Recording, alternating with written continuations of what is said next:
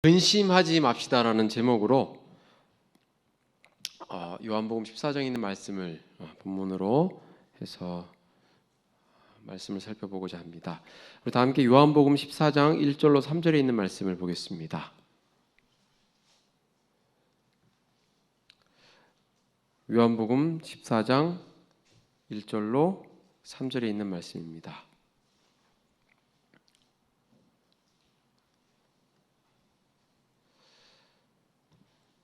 우리 찾으셨으면 함께 읽도록 하겠습니다. 요한복음 14장 1절로 3절입니다. 함께 읽겠습니다. 시작. 너희는 마음에 근심하지 말라. 하나님을 믿으니 또 나를 믿으라. 내 아버지 집에 거할 곳이 많도다. 그렇지 않으면 너희에게 일렀으리라.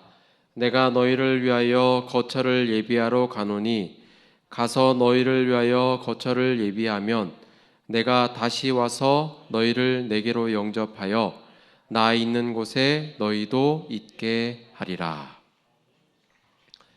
요한복음 14장 1절로 3절에 있는 말씀은 우리가 너무나도 잘 아는 말씀입니다. 그렇죠?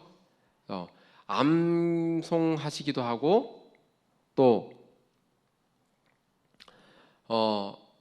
여러 번 말씀을 듣기도 하고 또 제7난식일 예수 재림 교회는 이 요한복음 14장 1절에 있는 1절에서 3절에 있는 그 예수님의 재림의 약속을 매우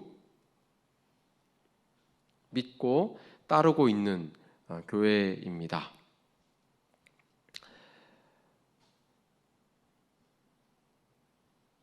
그런데 왜 예수님께서는 이 재림의 약속의 처음을 너희는 마음에 근심하지 말라라고 하셨을까요? 그렇죠? 아니, 어떤 이 말은 제자들이 마음속에 근심이 있다는 것을 반증적으로 나타내주고 있음을 알 수 있습니다. 무엇 때문에, 무슨 이유로 제자들은 근심했을까요? 제자들이 이렇게 근심하게 된 때는 언제였을까요? 요한복음 13장을 살펴보면 예수님께서 제자들이 근심하게 된 상황을 살펴볼 수가 있습니다. 요한복음 13장 30절입니다. 요한복음 13장 30절에 보면 유다가 그 조각을 받고 곧 나가니 밤이러라 라고 기록하고 있습니다. 다시 말해서 예수님께서 너희는 마음에 근심하지 말라고 말씀하신 그때가 언제였습니까? 예수님께서 잡히시던 날이었다는 사실을 알 수 있습니다. 다른 마태복음과 마가복음과 누가복음은 예수님의 그 잡히시던 부분이 끝부분에 나옵니다. 마태복음에는 28장까지 있는데 26장에 예수님의 그 마지막 잡히시는 장면이 나오고요.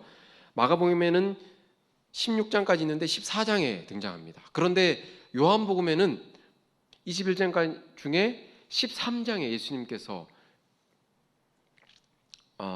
그 제자들에게 발을 씻겨 주시는 마지막 만찬의 장면이 기록되어 있음을 알 수 있습니다. 예수님께서는 잡히시던 그 밤부터 겟세마네에서 기도하시고 그 다음에 십자가에 달리시는 그 모습 그리고 부활하시는 장면을 요한은 상세하게 기록해 놓았습니다. 요한복음 14장도 마태와 마가와 누가복음에는 기록되지 않은 그 내용이 기록이 되어 있음을 알 수 있습니다. 그렇다면 왜 제자들이 근심했고 예수님이 근심하지 말라고 하셨는지를 이해할 수 있습니다. 제자들이 근심한 데는 예수님의 이 말씀이 작용했다고 할 수 있습니다. 요한복음 13장 3절입니다.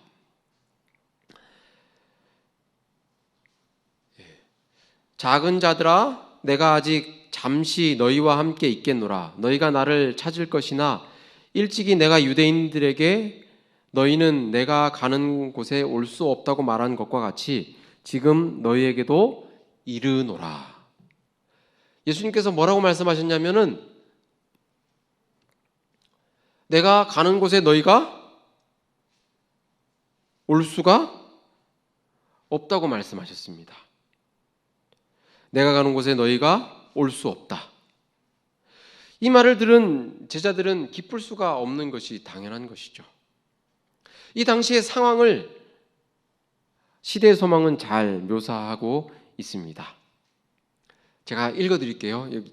여기 파워포인트를 준비했는데 안 나오니까 잘 들으셔야 됩니다. 그들은 공포에 사로잡혔다. 그들은 구주의 주위로 바싹 다가갔다. 그들의 스승이요 주님이시며 그들의 사랑하는 교사요 친구이신 그리스도는 그들에게 있어서 생명보다 더 소중하였다. 3년 반 동안 제자들이 예수님을 따르던 그들이 따르던 예수님은 생명보다도 더 소중한 분이셨습니다. 그런데 그런 분을 더 이상 함께할 수 없다는 그 사실에 그들은 근심하고 걱정할 수밖에 없었다는 것입니다. 제자들은 그분에게 모든 어려움에서 도움과 슬픔과 실망에서의 위로를 구하였다. 이제 그분은 외롭고 의지할 곳 없는 제자들을 떠나려고 하셨다. 그들의 마음을 가득 채운 것은 암담한 미래였다. 상황이 너무 껌껌한 나머지 그들은 암담했다라고까지 표현하고 있습니다. 우리 성도님들은 얼마나 자주 근심하십니까? 혹시 오늘 불안해하면서 걱정하시지는 않았습니까? 저는 사람을 잘 믿고 또 잘 걱정하는 편입니다. 그래서 종종 제 자신을 그 잘못된 선택 때문에 화를 내기도 합니다. 제자들의 마음이 매우 혼란스러웠음을 이 베드로의 모습을 통해서도 우리는 또 발견할 수 있습니다. 요한복음 13장 36절과 37절입니다. 함께 읽어볼까요? 시작. 시몬 베드로가 이르되 주여 어디로 가시나이까? 예수께서 대답하시되 내가 가는 곳에 내가 지금은 따라올 수 없으나 후에는 따라오리라. 베드로가 이르되 주여 내가 지금은 어찌하여 따라갈 수 없나이까? 주를 위하여 내 목숨을 버리겠나이다. 베드로는 예수님이 함께 같이 있을 수 없다고 하자 예수님은 어디로 가는지 내가 죽더라도 목숨을 바쳐서까지 따라가겠다라고 베드로는 이렇게 이야기를 하고 있습니다. 베드로의 마음에는 이렇게 성격이 급한 그런 마음이 있었습니다. 그의 마음속에는 악의 요소가 감추어져 있었음을 예수님께서는 보셨던 것입니다. 그래서 예수님께서는 그에게 말씀하셨습니다. 시대소망은 이렇게 기록합니다. 그리스도의 베드로를 향한 엄숙한 경고는 마음을 살피라는 일종의 요구이었다. 베드로는 자신의 불신임하고 그리스도께 대한 더욱 깊은 믿음을 가질 필요가 있었다라고 기록합니다. 예수님께서 이제 떠나실 제자들과 함께 헤어지실 때가 얼마 남지 않았는데 제자들의 마음은 역시나 자신을 믿고 예수님을 의지하지 않는 그런 마음의 상황을 보여주고 있는 것입니다. 기억해야 할 것은 우리가 우리 자신을 의지한다면 근심하게 될 수 있다는 사실입니다. 예수님을 가까이 따랐던 제자들조차도 근심하고 번민했습니다. 그럼 근심하지 않는 방법은 무엇일까요? 요한복음 14장 1절에 보면 너희는 마음에 근심하지 말라 하나님을 믿으니 또 나를 믿으라라고 말씀하고 계십니다. 근심하지 않는 방법을 가르쳐 드리겠습니다. 첫 번째는 우리의 생각이 세상에서 하늘 본향으로 향하게 되면은 근심하지 않을 수 있다는 것입니다. 제자들의 생각은 예수님께서는 떠나시는 그때 그 시간에 고정되어 있었습니다. 제자들은 예수님께서 이 세상에서 더 이상 예수님과 함께 할 수 없다는 그 생각만 가지고 근심했던 것입니다. 그래서 더 이상 예수님께서 함께 하지 않겠다고 하신 그 말씀에 근심하게 된 것입니다. 예수님께서 제자들의 생각을 이 땅에서, 이 세상에서 하늘 본향으로 바꾸어 주신 것입니다.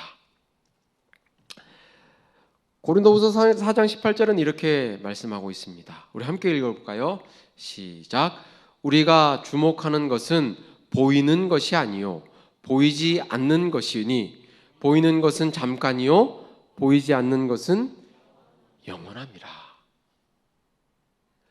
예수님께서는 보이는 이 땅을 바라보도록 하신 것이 아니라 보이지 않는 하늘 본향을 제자들이 바라보도록 하셨습니다.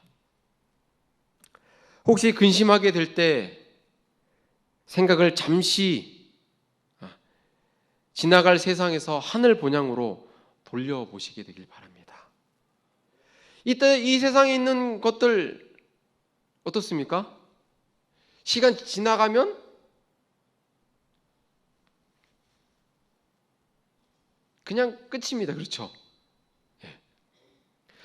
우리가 이 세상을 그렇게 아둥바둥 막 근심하면서 지내는데, 그런데 우리의 생각이 이 세상에 속해 있기 때문이라는 사실을 이야기해주고 있는 것입니다. 한번 질문해 보겠습니다. 혹시 나는 근심이 없다 하시는 분 계십니까?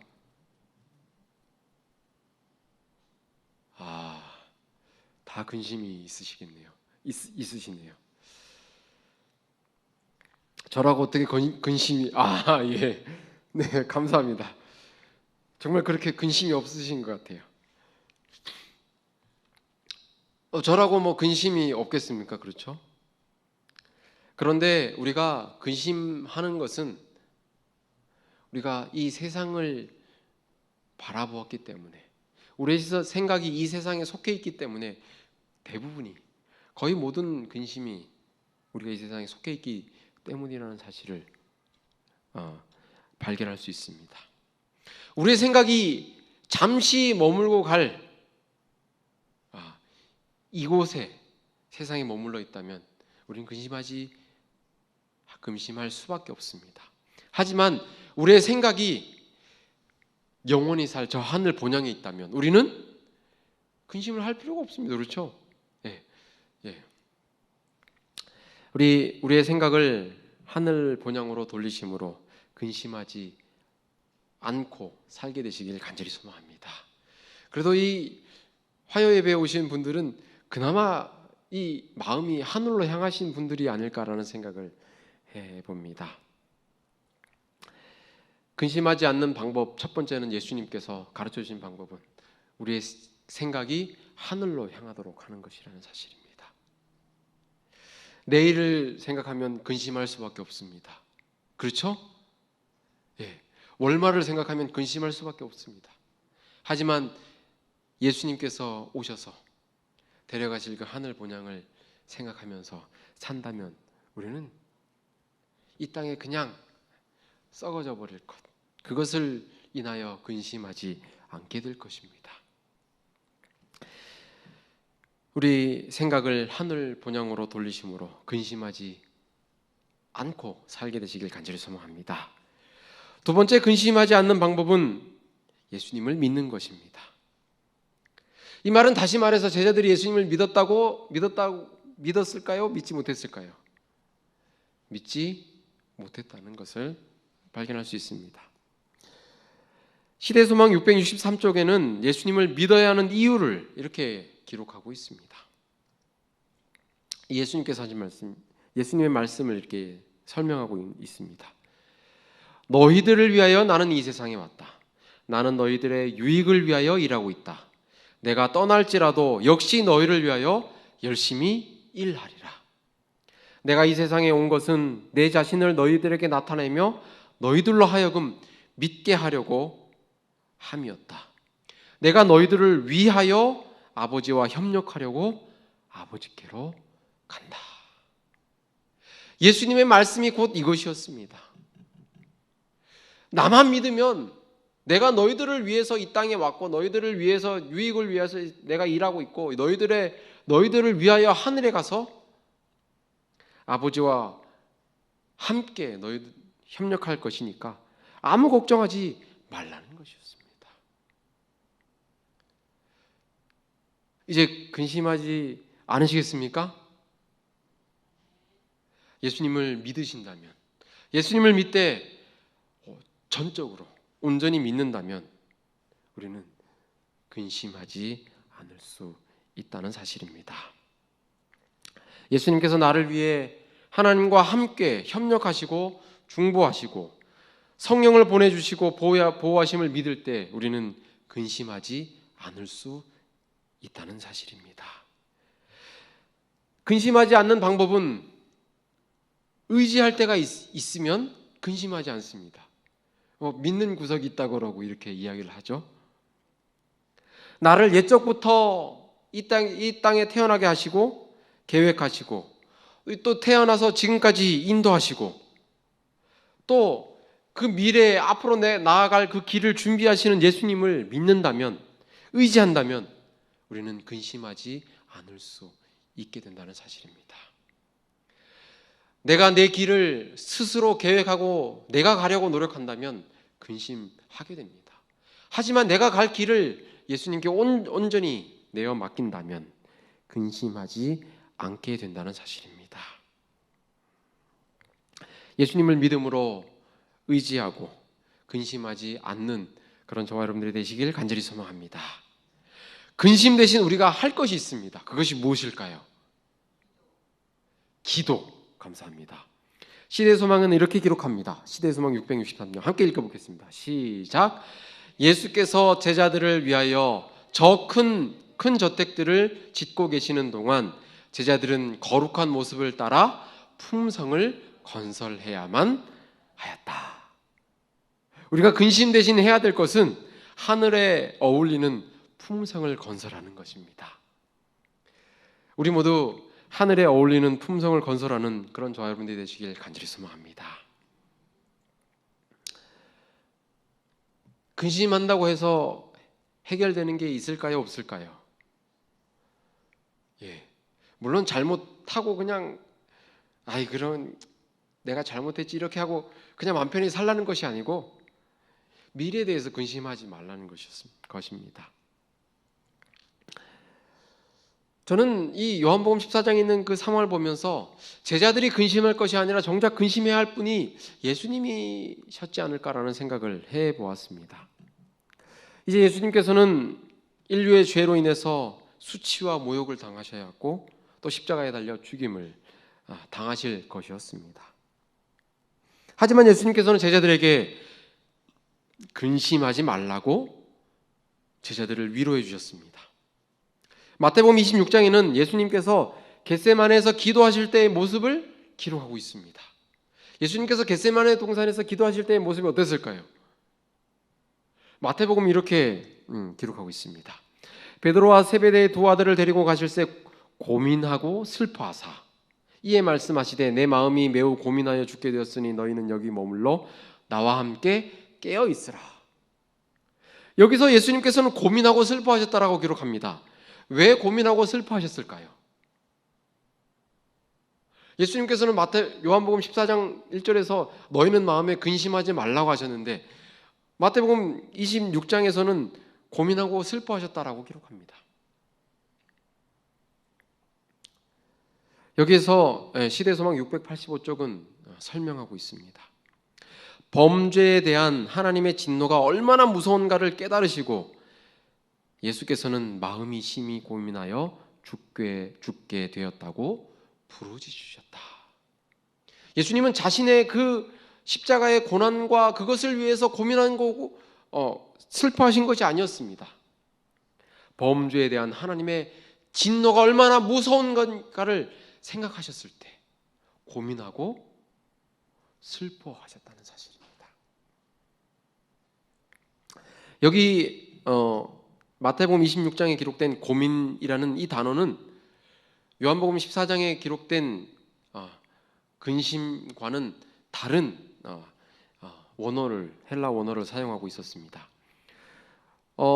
이 원어를 찾아보니까 극도로 괴로움을 당하는, 매우 슬픈, 크게 슬퍼하는 이라는 이런 단어의 의미가 담겨져 있었습니다. 이 영어 성경에서도 마태복음 26장과 요한복음 14장에서의 그 단어는 달랐습니다.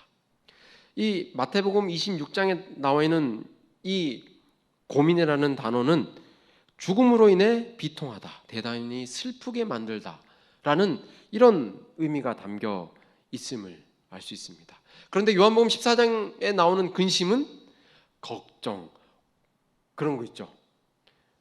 미래에 대한 그런 불안, 초조, 이런 것들에 대한 근심임을 발견할 수 있습니다. 그렇습니다. 예수님께서는 자신의 삶에 대해서, 죽음에 대해서 근심하지 않으셨습니다. 미래에 대해서 근심하지 않으셨습니다. 마태복음 26장에는 고민하여 슬퍼하셨다라고 기록하는데요. 요한복음에는 예수님께서 고민하고 슬퍼하셨다는 내용을, 말씀을 다루고 있지 않았습니다. 그리고 반면에 요한복음에서는 다르게 예수님의 하신 말씀을 다루고 있음을 발견하게 되었습니다. 요한복음 13장 31절입니다. 함께 읽어볼까요? 시작. 그가 나간 후에 예수께서 이르시되 지금 인자가 영광을 받았고 하나님도 인자로 말미암아 영광을 받으셨도다. 그렇죠? 이 요한복음에는 예수님께서 근심, 고민하여 슬퍼하셨다라는 기록이 없고 영광, 하나님도 인자로 말미암아 영광을 받으셨다라고 기록하고 있습니다. 영광을 받는데 슬퍼하고 근심하실 분 있으십니까? 없으시죠? 또 요한복음 17장에는 영화라는 단어를 기록하고 있습니다. 예수님의 겟세마네 동산에서의 예수님의 기도를 기록하고 있는 책인데요. 요한복음 17장 1절에는 이렇게 기록합니다. 예수께서 이 말씀을 하시고 눈을 들어 하늘을 우러러 이르시되 아버지여 때가 이르렀사오니 아들을 영화롭게 하사 아들로 아버지를 영화롭게 하옵소서 라고 기록하고 있음을 발견하게 됐습니다. 그렇습니다. 예수님께서는 미래를 위해서 근심하지 않으셨음을 발견하게 됩니다. 오히려 십자가를 통해 아버지께 영광을 돌리고 하나님 아버지가 영화롭게 되는 것이 사명임을 요한복음에서는 기록하고 있는 것입니다.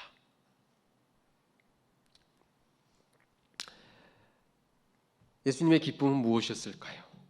근심의 반대는 기쁨으로도 우리 해석할 수 있죠. 예수님의 기쁨은 무엇이었을까요? 시대소망은 이렇게 기록합니다. 함께 읽어볼까요? 시작. 그분의 기쁨은 그분의 모든 굴욕과 고통이 아버지의 이름을 영화롭게 할 것이라는 사실, 그것이었다. 그분은 첫째로 당신의 제자들의 생각을 이 점에 향하도록 하였다. 그렇습니다. 예수님의 기쁨과 제자들의 기쁨은 완전히 달랐습니다. 제자들의 기쁨은 예수님께서 십자가에 달려 돌아가시기 전에 제자들의 기쁨은 예수님께서 이스라엘의 왕으로 초대되실 때 높은 자리에 올라서 명예를 얻는 것, 그것이 제자들의 기쁨이었습니다. 그래서 제자들은 그 기쁨을 주님과 함께 누리기 위해서 주님을 붙잡았고 주님의 양 옆에 자리하려고 노력했었던 것입니다. 그런데 예수님의 기쁨은 아버지의 이름이 영화롭게 되는 것이고 하나님이 영광을 받으시는 것임을 이야기하고 있습니다. 예수님께서 하늘로 승천하신 이후에 제자들의 기쁨도 하나님께서 영광을 받으시고 아버지의 이름이 영화롭게 되는 예수님의 기쁨과 같아졌습니다. 그랬기에 그들은 죽음을 두려워하지 않고 주님을 위하여, 예수님을 위하여 복음을 전하다가 생명을 바칠 수 있었다는 것입니다. 우리의 기쁨은 어떻습니까? 우리의 궁극적인 기쁨도 하나님께 영광을 돌리는 예수님의 기쁨과 같아지시게 되길 간절히 소망합니다. 그러면은 이 세상을 인해서 근심하지 않을 수 있다는 사실입니다. 제자들에게 무슨 근심이 있었을까요? 그들에게는 아무 근심이 없었습니다. 이제 잠시 잠깐 후면 예수님이 오신다고 약속하셨기 때문에, 예수님과 함께 영원히 함께 있을 수 있다는 그 사실을 인해서 그들은 기쁨으로 나가서 복음을, 예수님을 전할 수 있었던 것입니다. 요한복음 14장 27절은 우리에게 이렇게 이야기합니다. 평안을 너에게 끼치노니 곧 나의 평안을 너에게 주노라. 내가 너에게 주는 것은 세상이 주는 것과 같이 아니하니라. 너희는 마음에 근심하지도 말고 두려워하지도 말라. 이 세상에 어떤 것이 우리를 근심하지 않게 할 수 있을까요? 여러분, 재물이 여러분을 근심하지 않게 해줄 수 있을까요? 돈이 많으면 그 돈을 어떻게 할까? 어떻게 잘 관리할까? 어떻게 잘 도둑맞지 않도록 할까? 또 근심하게 될 것입니다. 높은 자리에 올라가면 이 자리에 어떻게 더 유지할까? 근심하게 될 것입니다.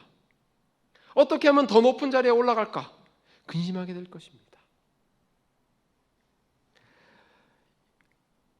우리의 마음을 세상으로 향하는 것이 아니라 저 하늘 본향을 향함으로, 예수님을 믿음으로, 예수님께 가서 가지셨던 그 기쁨을 가지심으로 근심하고 하지 않고 두려워하지 않게 되길 간절히 소망합니다. 우리는 근심 대신 할 것이 너무나도 많이 있습니다. 근심 대신 뭘 해야 될까요? 아까 뭐라고 그랬죠? 근심 대신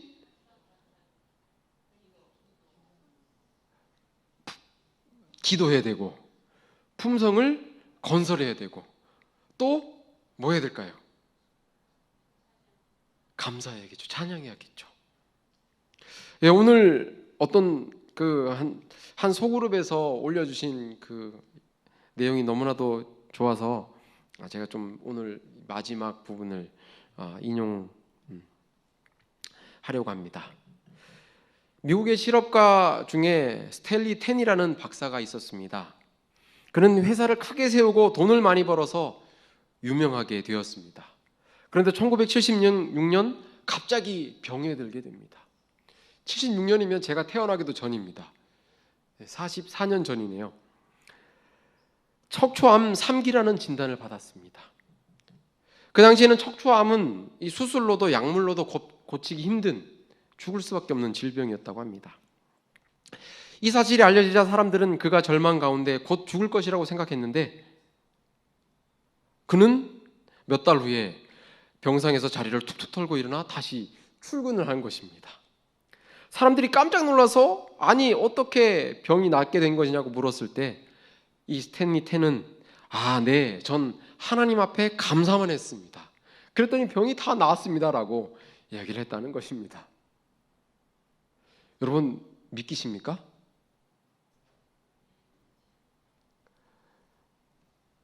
이렇게 기도했다고 합니다. 하나님, 병들게 된 것도 감사합니다. 병들어 죽게 되어도 감사합니다. 하나님, 저는 죽음 앞에서 하나님께 감사할 것밖에 없습니다. 살려주시면 살고 죽으라면 죽겠습니다. 하나님, 무조건 감사합니다. 매 순간마다 감사하고 감사했더니 암세포는 없어졌고 건강을 되찾게 되었습니다. 라고 이렇게 대답을 했다고 합니다. 그분이 이분이라고 합니다. 예. 그때 하나님께서 제 마음에 실망할 필요가 없다. 내게 그 기업을 맡겨보아라. 내가 성공시켜 주겠다라고 말씀하셨습니다. 우리는 과연 얼마나 많이 감사하고 계십니까? 불평하시지는 않으십니까? 불평 대신 감사하시게 되길 바랍니다. 불치의 병도 낫게 해줄 수 있는 능력이 감사에 들어있다는 사실입니다. 근심하면 뭐가 생길까요? 심령의 근심은 뼈를 상하게 한다. 네. 자, 우리 근심 대신 할 걸 뭐가 있습니까? 감사, 또 품성 건설, 또 기도, 또 찬양. 근심하지 않게 되시길 간절히 소망합니다. 근심하지 않는 방법 아시겠죠? 가르쳐 드렸습니다. 이제 근심하지 않고 우리 웃으면서 감사하는 여러분들이 되시길 간절히 바라면서 말씀을 드리겠습니다. 다 함께 일어나셔서